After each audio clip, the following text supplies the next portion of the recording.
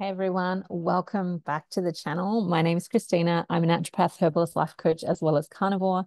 And for the last 90 days, I have been doing the Lions Diet. So let me give you a rundown of what took place. So I started the Lions Diet. I don't even remember the date now, but I started the Lions Diet because I wanted to see if there was extra benefits for me that maybe I hadn't been getting from like standard carnivore.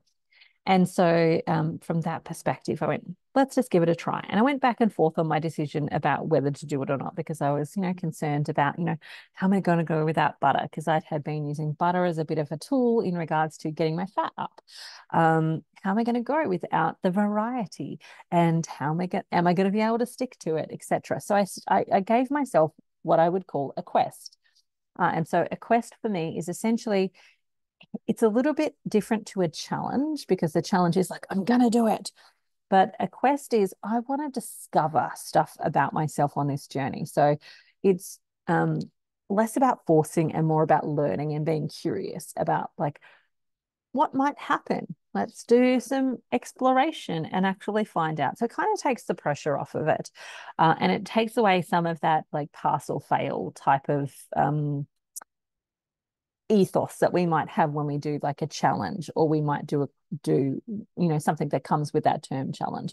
A quest is a journey. We're going on an adventure, and our goal is to discover things about ourselves and learn things about ourselves. And so I started a 30-day quest for the Lions Diet. My intention was to do 30 days and see how I would go. Now, I was concerned that I would struggle with it, that I would find it hard. But actually, the first 30 days was super easy. And that was surprising for me. I found that super surprising about how easy that first 30 days was. I really quickly, easily fell into a bit of a rhythm. So basically, I would have breakfast and then I would skip lunch and then I would have like an evening meal. So at the moment, our living situation is that we're about 30 minutes out of town, but I have now got 5 workers. I had 4 when I first started that required me to drive them to work. So I'm the only driver for our family at this point in time. I'm close to one of my children getting their license, but we're not quite there. So at the moment, I'm responsible for driving everybody out of town. We live rural.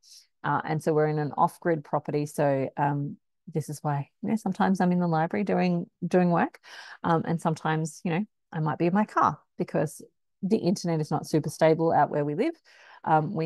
There's no phone line, there's no mobile service to where we live. We live on solar power, so there is no mains electricity, there's no mains water, etc. We're completely off grid from that regard, and so there is no public transport. So the only way to get into town is for me to drive people into town. And so I've had 4 workers when I first started that required me to like navigate and get them into town for their jobs and pick them up. And so the usual pattern was we start sometime around 8. So somebody starts work around 8 and they generally finish around 4. Now that's not an everyday occurrence. Sometimes those times are a little bit different, but that's predominantly most of the days. So, I had to have breakfast by about 6:37 in order to get into town and do all the things to drop people off. And so that meant breakfast was about 7. And then by the time I got home, it would be about 5. And so then I would have some dinner and then that would be my eating day. So I fell into that pattern fairly quickly and fairly easily. So there was a bit of a rhythm that took place. Now, for me, when I looked at the first 30 days, I broke it down into weeks and I just set myself the intention for the week versus like, my intention is to complete 30 days, but I'm going to break that down into more bite-sized chunks so that I'm not like, it has to be regimented and strict and blah, blah, blah for those days. It was like, no, for the first week, I'm actually just going to eat the food. I'm maybe going to track here and there, but I'm not going to be obsessed about the tracking. I'm not going to be obsessed about the numbers. I'm just going to be curious about them and interested when I am eating the food. Naturally, how many calories am I having? Naturally, how much fat am I having? How much protein am I having? Like just to be curious about it, not to make it mean anything and not to do anything with that information other than to be curious about it. Then the second week for me was about, okay, let's now make sure that I am eating my minimum, because I often find that when left to my own devices, I chronically undereat. And it's not that I'm purposely undereating. It's not that I'm saying I can't eat. It's just that I naturally don't have a lot of hunger that drives that intake for food.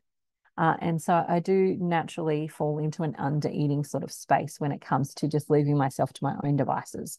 So, with that in mind, the second week, I really made sure that I was eating enough to actually, give myself good results. And then the third week, after completing those first 2 weeks, my next goal was to get enough fat in because I realized when I did that second week of starting to track a little bit more that I wasn't actually consuming enough fat. And while I was seeing that my blood glucose was stable, I certainly wasn't getting into ketosis. My ketones were slowly rising. So I went from 0.2, for example, as my everyday sort of number to 0.4. And then occasionally I got a 0.5. So I could see that it was starting to increase, but it certainly wasn't jumping straight into ketosis.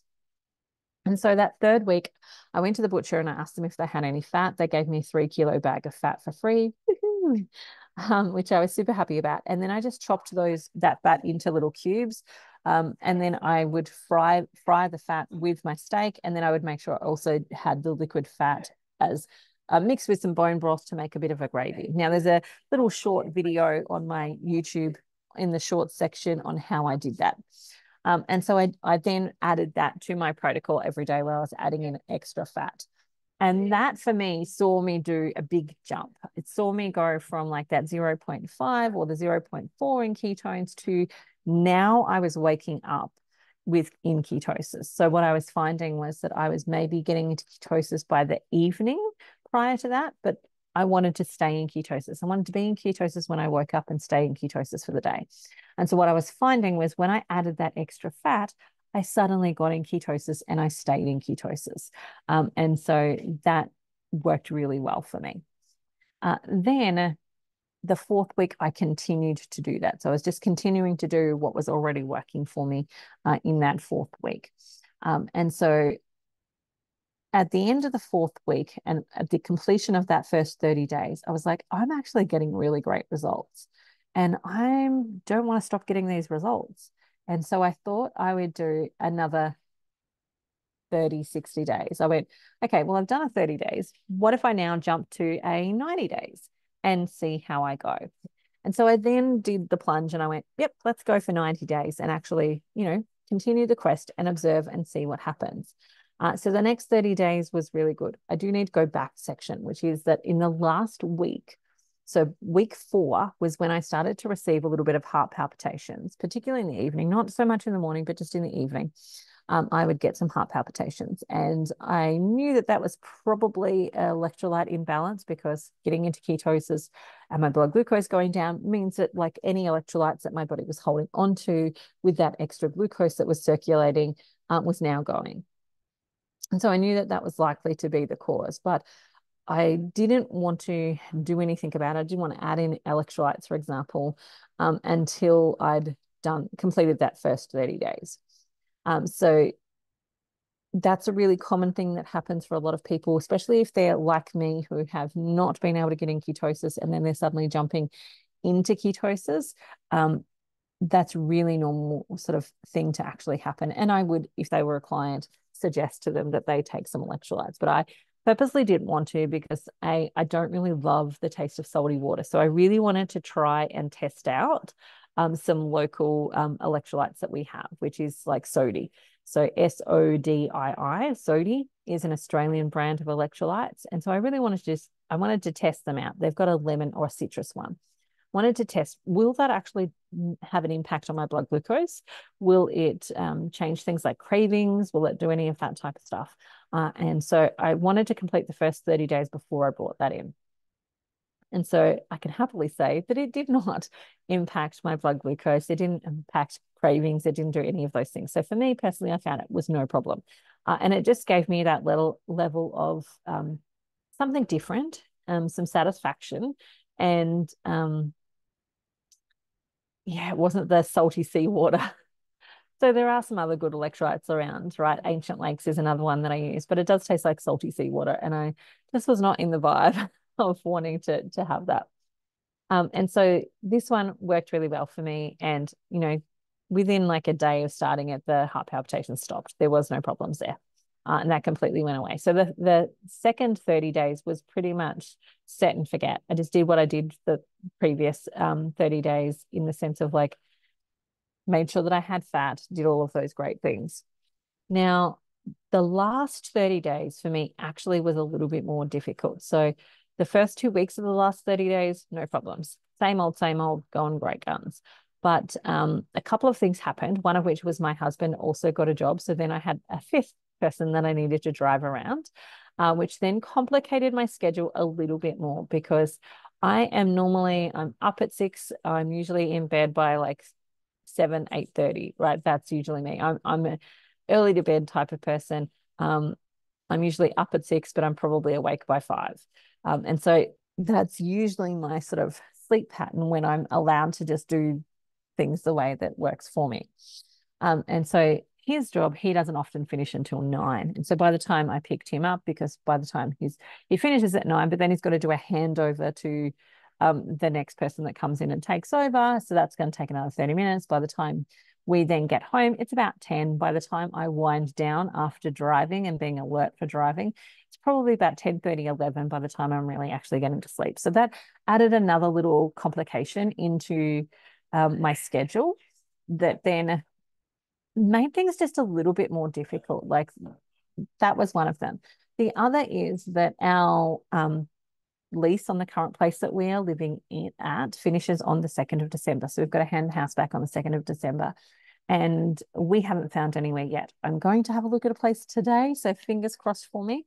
I'm looking at a place today and hopefully that will be it. And we will have a house to move into and we'll be in town. So it will be like, you know, my kids, for example, could get a push bike and ride to their jobs if they wanted to, or it's a 4-minute drive. It's really not very far to just jump in the car and drive somebody off into town to go to work.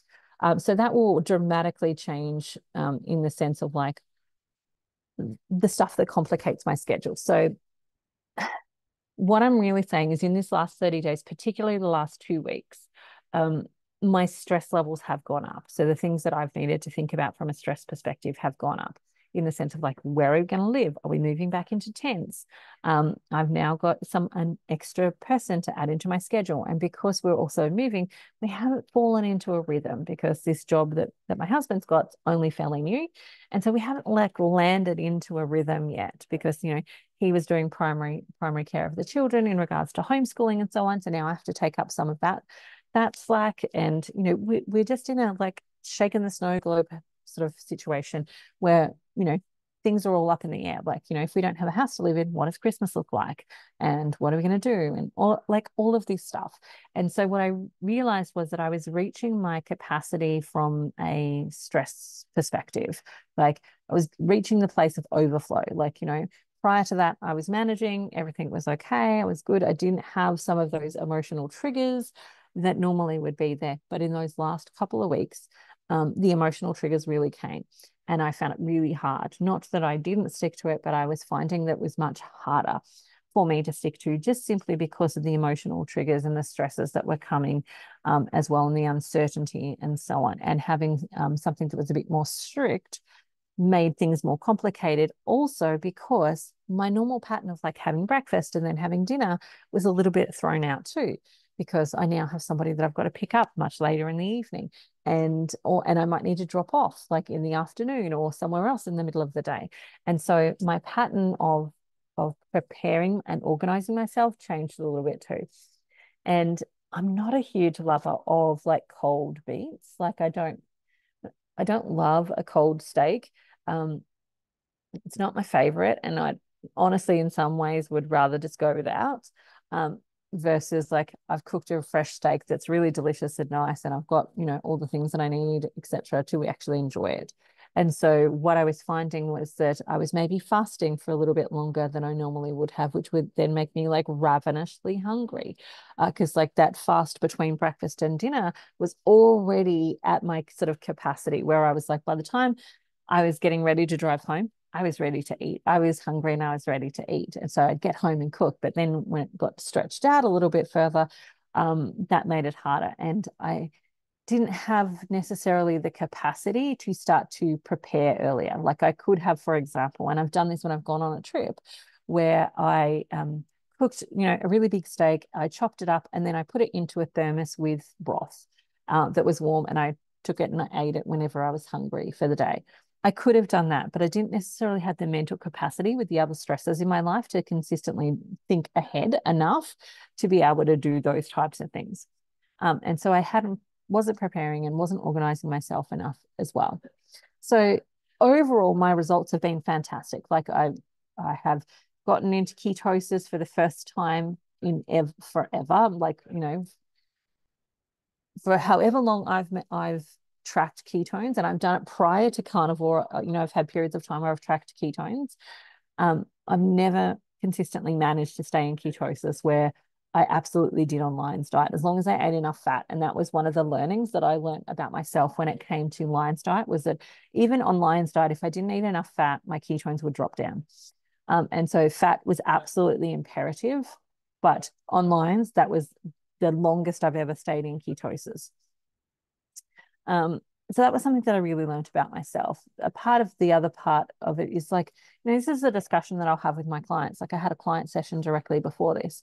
And one of the things that we talk about is like, we also need to consider the mental health stuff. Like we need to consider what's going on in your life, because some things don't necessarily work at some points in time. Like if, for example, you are in the middle of a divorce, that might not be the best time to be super strict on your diet. It might be that, you actually need a little bit of flexibility. So one of the things that I found on Lions was that I can't just walk into a supermarket and grab some meat and eat it, because I'm only eating lamb or beef. Whereas on standard carnivore, I can walk in there and I can get, I can get some chicken that's cooked. I can get some cheese. I can get canned tuna. Like there's things there that I could walk into a supermarket and buy and eat. If I'd not been prepared, I could walk in and go and buy some stuff. Whereas on Lions, that was really hard, because like even the deli meat, for example, has got like added herbs and spices, and has been, it's got some extra things that I wouldn't consider a problem on standard carnivore, but certainly on Lions it would be a no-no. And so that was one of the things from the preparedness section, or the preparedness element of it for me, is like making sure that I was prepared, and I wasn't doing that as successfully in those last 2 weeks. Yeah, so the mental health part is a part of it. You've got to ask, is this the right time? Because the other thing is that I don't want people setting themselves up for failure, in the sense of like they're committing to doing this thing and then they can't actually do it because stuff's happening, right? You don't, like, I've got 2 birthdays in November coming up. It's not a good idea for me to like be super strict with those birthdays, because at a birthday we can have a barbecue. I can do some pork ribs, I can do some beef, I can do some chicken, I can do I can have a barbecue that has a variety of different things, and it still kind of feels like a party. I can have the cheese with like some salami, etc. That kind of still feel like a party, as opposed to being super strict in that moment in time. So it's not like November for me, it's not a great time to be super strict. Same as generally my kids' birthdays all come in clumps. So if you don't know, I have 7 children. So I have 2 in November, I have 2 in April, and then I have 3 that are together within about 21 days of each other. So the maximum gap I have between somebody's birthday is 21 days. And so those are times when I generally don't be super strict, because I know I'm setting myself up for failure if I do that in that moment in time. And if I'm setting myself up for failure, I then start this emotional cycle that takes place, which is this whole process of going, well, see, look, you're crap anyway. You can't do it. You said you couldn't do it. You didn't think you could do it. And look, now you're just proving yourself right. You're a failure. Like it just starts all this self-talk that actually isn't helpful to us. And so that for me is one of the considerations that I bring in when it comes to helping people match what dietary protocol would be good for them in this phase of their life, whether it be, we're looking at the physiological stuff. Maybe they're going through menopause, maybe they're going through a house move, or they're changing jobs. Maybe they've got food, they're coming from a place where they've had anorexia or bulimia. And so, we're considering all of this stuff when we start to think about what diet would be appropriate for them. So for some people, when they're working with me, I might actually start them on something like hyper carnivore, and we be a little bit more relaxed. But our goal is generally to continue to move to the place of healing. But sometimes we need to set ourselves up for success so that we can go, check, I did that. Look at that. I got through it. I'm amazing. I can do this. And we're creating the evidence that we're actually capable. And so for me, that's another consideration to think about when it comes to what elements are going to actually be good for me. So for some people, it might be start at keto, start at low carb. Like mental health wise, they might be great places for you to start to build your confidence, to build your sense of I can do this type of stuff. And then you might, at some point change along to something else, and tweak it and change it and alter it as you go. But you do have to bring in the mental health component when you're considering what's going to work well for you at this moment in time and set yourself up for success. So with that being said, I lost 40 centimeters, which is about 15 inches overall off of my body. I didn't lose a lot in the way of kilos. Like I lost probably 4.5 kilos, which is around 10 pounds. So, in those 90 days, I lost about 10 pounds, which is great. The centimeters for me and the inches for me was phenomenal, which really just showed that my body did a lot of recomposition. So it changed the composition of fat to protein ratio in that, or muscle ratio in those 90 days. So that for me was fabulous feedback. The ketones, fabulous, absolutely stoked with. Now, where for me now, right? That's the ultimate question that a lot of people are asking. And I finished my 90 days like right at my wedding anniversary. I've been married for 22 years this year. So it was my wedding anniversary on the day before, like the day after I finished the 90 days. And so I had already started to think, especially because those last 2 weeks were becoming more complicated and challenging. It was harder for me to resist. Not that I wasn't capable, but temptation was harder in those last 2 weeks. And things sort of ramped up. And I really put that down to there's a lot of uncertainty in my life right now. Like, I may have a house to move into on Friday. I may not. I may be moving back into tents with my children. I don't know yet. Hopefully today I will find out that information, and that will give me a bit of a sense. But stress hormones are high right now. I've got a lot to deal with, got a lot of stuff that's actually going on. And so it's important to consider those things in making the decision about what to do. And so for me, the next part of what to do comes down to what's happening. And that is we're about to go through a hectic time, because if we get this house today, then we can move in maybe hopefully Friday, which would give me 10 days to source things, because we've been traveling for 2 years prior to this. So I don't even have a fridge. I've got a little camp fridge, but I don't have a house fridge. I don't have a proper dining table. I have because the house that we've been living in is fully furnished. So we've got like our camp table. We have blow up air beds. We don't have proper beds and things like that. We don't have a couch. We don't have furniture. So this next little bit, if we get the house today and we move in on Friday, it's going to be like, I have to source, a fridge so that we can keep our food. Then, we're going to have air mattresses until we get beds. And, there's a lot of things that are going to happen, and they'll need to happen fairly rapidly. Plus, I have 2 of my children have got their birthdays this month. And so we'll be sorting out birthdays and what are we going to do and celebrating their birthdays. And then, we then move into Christmas. And so for me, when I'm thinking about my own mental health and what's going to set myself up for success, I'm going to move back to, and I have already moved back to, standard carnivore. And I still predominantly am eating primarily beef and lamb. So breakfast this morning was beef spare ribs, and that yesterday breakfast was beef spare ribs and some leftover lamb roast that we had. So I'm still predominantly eating those meats, but I am including some extra stuff that I've been missing, like, for example, pork. Really love a good pork belly. Chicken wings. When I went out for my wedding anniversary, I had steak and chicken wings. And so, I have included some extra stuff at this point in time, and I will do that until January. So my goal is I'm going to relax over this busy season for me. And then in January, I'm going to start another 30 days of Lions diet again. Because my intention is what I would really love to do is actually do Lions diet, get myself in that place of like ketones are up, body's working really well, everything's going great, and then do what I would love to do, which is use it as an elimination, where I then go, okay, now let's just test out butter. We're going to do butter for a week. I'm going to see and watch and observe what actually happens. And then I'm going to test out something else, like eggs, for example. Then I'm going to test out something else. So that's how I want to do it. But I know I just won't have the capacity and the ability to have self-control over this next busy season in my life. And so with that in mind, I'm setting myself up for success and not for failure. And I'm going to do that in January, where I've got a whole year ahead of me, essentially, to experiment and play with Lions, what works, what doesn't work for me, and go on that next level journey for myself when it comes to my own healing journey. So that is where I'm at. That's what I'm doing. I hope that answers any questions that people might have. I am looking forward to getting some more bloods done in the new year, and seeing what those results are actually, what's happening there, what's changing there, etc. And I will keep you updated on those things.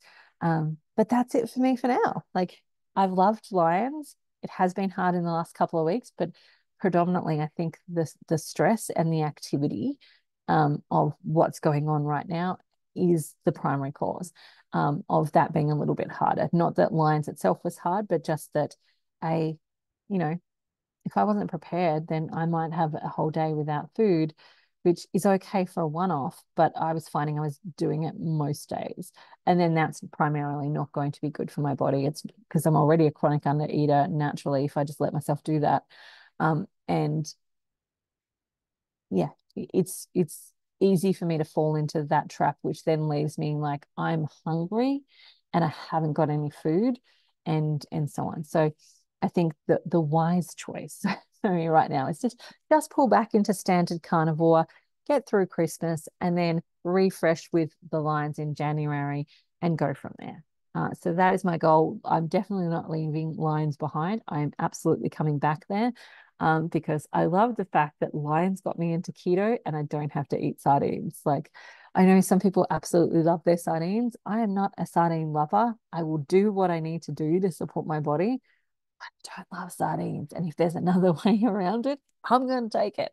And Lions was that for me. So I'm definitely coming back to that. But for this next season, I'm going to just pull back into standard carnivore, relax, enjoy my summer with my kids and birthdays, and then I will be back again. So if you are keen and interested and you want to do Lions Diet with me in January, send me a message, put it in the comments, and I will send you the link. I'll put a waiting list together so you can jump on the waiting list, which means that I'll send you an email to let you know I'm about to start the next round of the Lions Diet. If you want to come and be supported by me as I do it for myself, absolutely would love to see you there.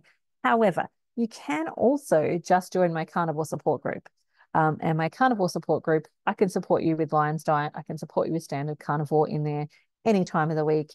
And we do a monthly live Zoom call, and I'm in Voxer. So one of the things that I love about my support group versus what I have seen in, say, other support groups is that you get to talk to me and I get to answer your questions. Like, it's not, you know, it is, you can go, hey, Christina, I'm really struggling with this thing. Could you talk about it? And I jump back on Voxer to you and the rest of the group and I go, yeah, awesome. Let's talk about that. Here's what's going on. And here's some of the factors that might be coming into your situation with this. So I get to talk to you versus just maybe you typing in a question and not actually having like good dialogue feedback. So yeah, that's how that works. All right. If you want to join that, by the way, it's christinamatthewson.com/carnivore support. Otherwise, bye for now. Thanks for joining me. Remember to like and subscribe, and I'll talk to you again soon. See you later.